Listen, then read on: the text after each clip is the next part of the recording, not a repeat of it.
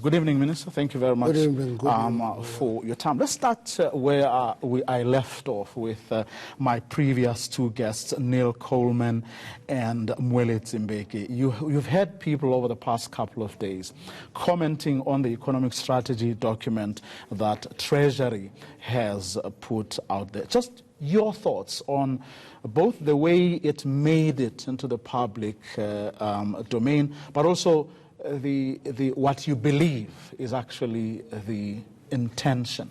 I think the mistake was to release it to the public. You think that's a mistake? That was a mistake because we are hard at work discussing how to revive the economy. We started talking to that document in the cabinet. It was sent back and said we need a day. Then it's in the public. I think that is the mistake. I think it has not put the cat among pigeons. It has put a pigeon among cats. That's what it has done. But it is work in progress. I don't think we should disengage. We must get in and engage because we need to change the crisis situation.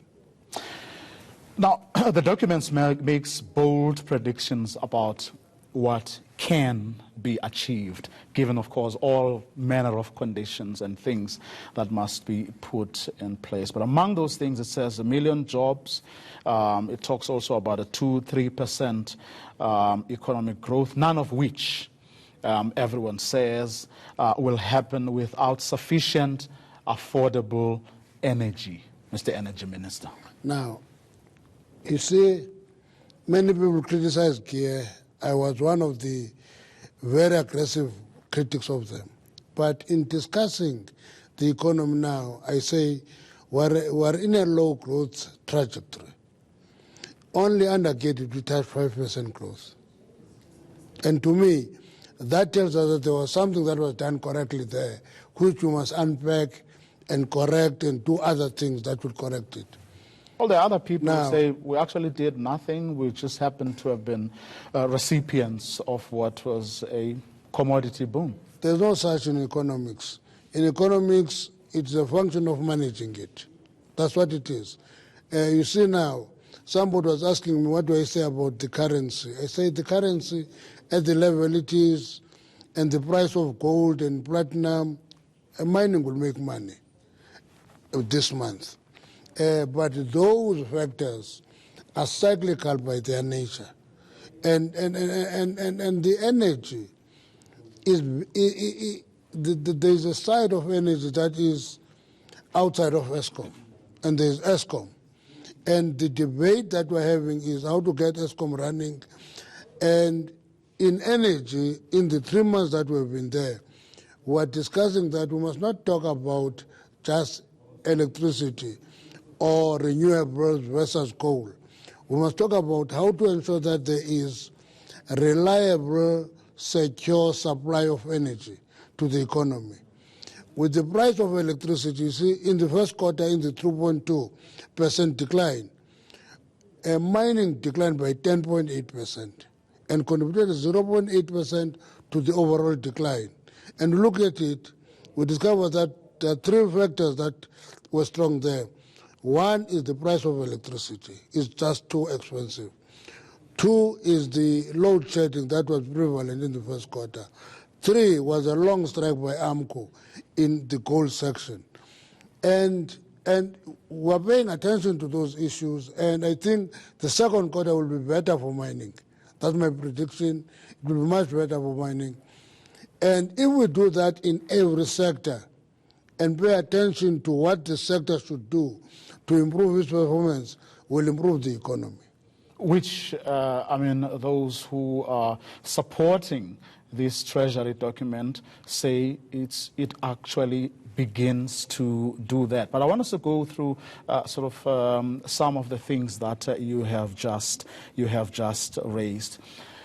ESCOM, when they announced their results recently, also revealed that they were taking NERSA to court because they believe that we are, whether as business entities or as citizens, we're paying very little for electricity. Now, how do you balance that against the need for affordable electricity? The problem is that Eskom has been taken out of energy.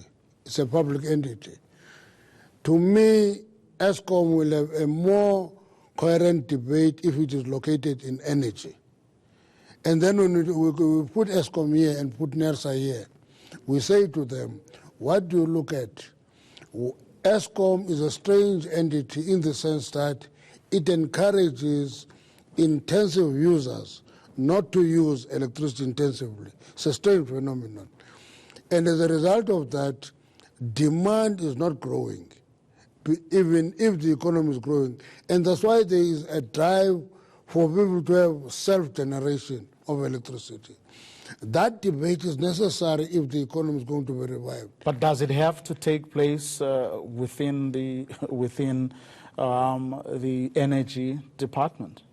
It will have to, in the sense that if you are fragmented in your discussion, the results are going to be fragmented. But don't these issues get discussed at cabinet, for example? No.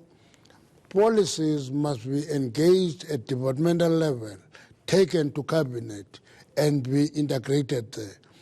Because if you take, for example, NERSA regulates prices. We had a meeting with them in the department, and I said to them, what do you consider? Because if I go to Kala, every hut is connected, but every hut has wood, it has paraffin, it has gas. Because electricity is too expensive, we use it just for lighting. It is not a full benefit. That debate will have to be tabled to NERSA in the presence of Eskom. And Eskom must appreciate the fact that if we are funding capital projects through tariffs, you are using a formula that will kill the economy. Because every time you have a problem with Mitubi and Kusile, you will increase the tariff. And you want to take NERSA to court, but you're committing a mistake in the formula you are using in running an energy entity. But then did you not have a say, did the president not consult when there was thinking, when he was thinking of reorganizing departments? Because there was an opportunity, and I'm assuming here that what you have just raised about where Eskom and NERSA should belong is something that not only you share. You know, that perhaps it's something that is shared by a lot of people, that it doesn't belong at public enterprises. The issue is, public enterprise, to me, is an intervention department that is dealing with public entities that are all in trouble. And I think that's why we are very tolerant of it, that continue with it, but let's integrate the discussion. And that is beginning to happen. But ultimately, energy should be in one source, in one place, and it must be managed from one place, so that when the energy problem, an energy minister must take full responsibility and not be able to say, I'm blaming my counterpart in public enterprise, because that leaves society in a situation where they don't know where to go when there are problems. Is that how you feel currently? No, that's what I think is shown by this. For example, let me take Eskom. You see, Eskom, one of the issues is the price of primary energy, which is coal. If you can bring Eskom and coal producers and say, let's reduce this price for you to generate at a lower cost, it can be done. Two, is the question of whether Eskom in doing that has the capacity and the capabilities to run the entities as it is today. Is it the same Eskom that we had in 1990? What has changed in terms of capabilities and skills in Eskom? That debate should be integrated. If you for example, are going to release what is called integrated resource plan, which says where are the sources. If Quebec, for example, is the most reliable, low-cost, efficient power station in South Africa today, why the reluctance in increasing the capacity of nuclear, for example? It's doing well. Quebec is the best power station we're having. But we say nuclear, no, don't touch nuclear. I don't talk of take a big bulk of 9,600, this was a debate, build nuclear capacity systematically at a pace and rate that the country can afford. So I'm going to get into that because the document does touch on it and does make an argument, in fact, against nuclear towards the other sources. But I want to just ask you something around Eskom. The strategy document proposes a sell-off of some of Eskom's coal-fired power stations to raise the 450 billion that is needed. Do you support that? It's fashionable to attack coal. It has become fashionable, even if you have no alternative, because you can close all those power stations, sell them, close them, sit in darkness, because other sources of energy do not produce more than 30% of our energy together. Well, they argue that it's because they are being restricted. Otherwise, they do have the ability and the capacity to produce more. There is no restriction. Well, from a particular period where coal was generating about 90% of electricity, it is at about 75 now. And that is, to me, what is meant by a just transition. That you don't go and close power station with the hope that you'll have something new. You systematically reduce coal generation, and coal producers invest on clean coal technologies so that the resource that we're having is not thrown in the sea. We use it profitably.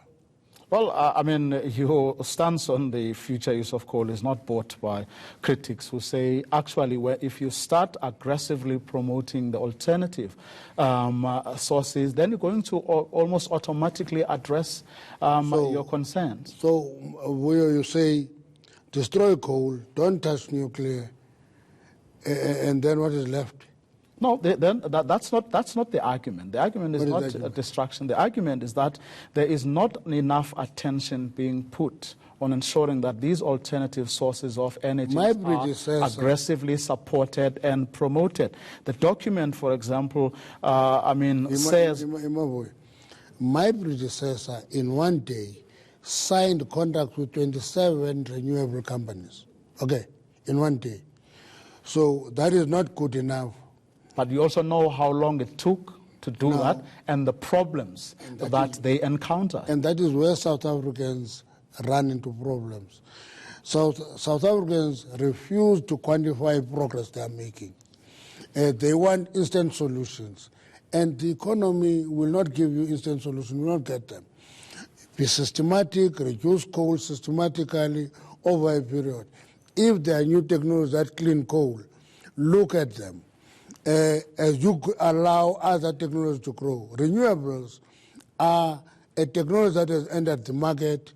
It must compete, it must be allowed to grow, it must be given space to grow.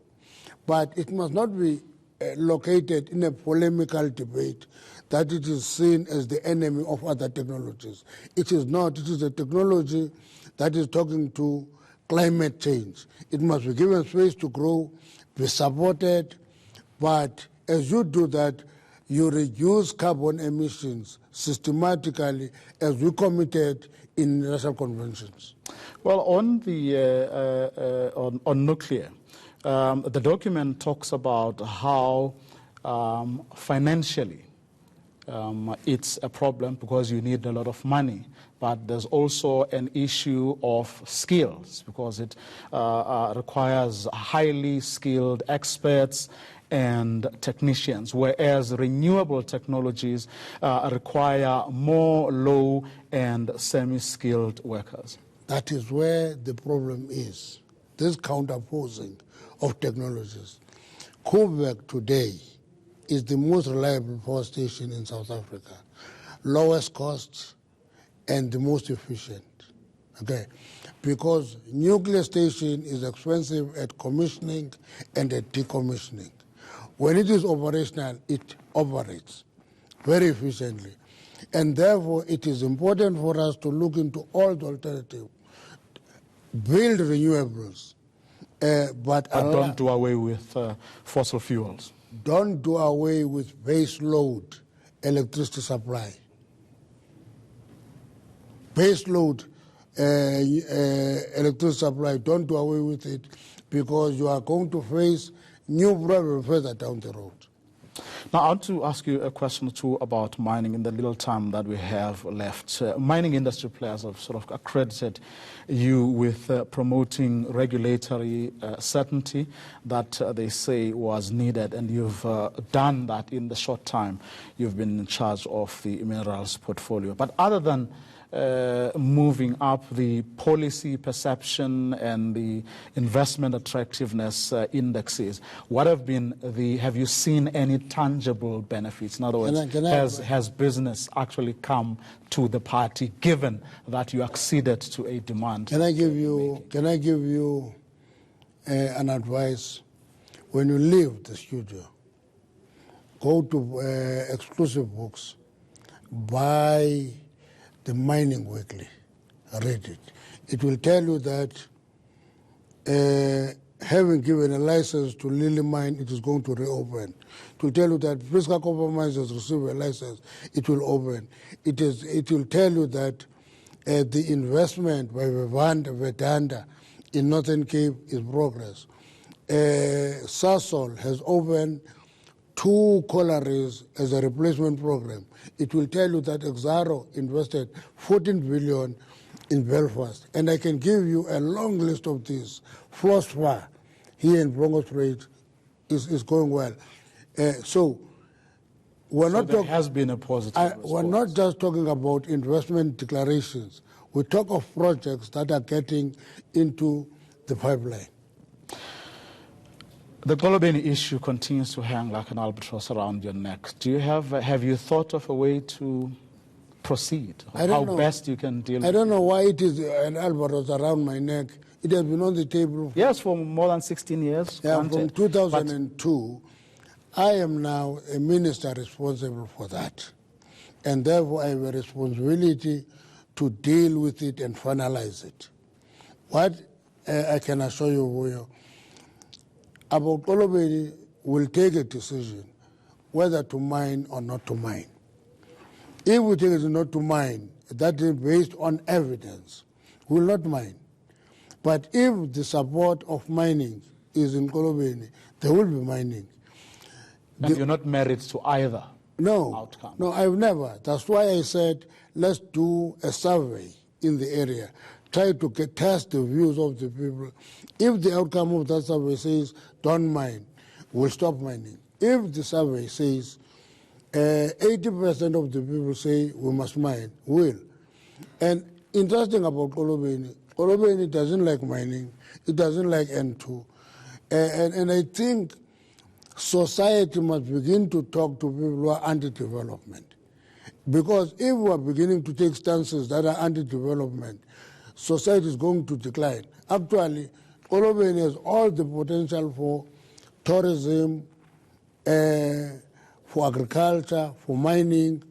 And actually, I was saying jokingly, this new city that is in the dream of the president may be Golobeni.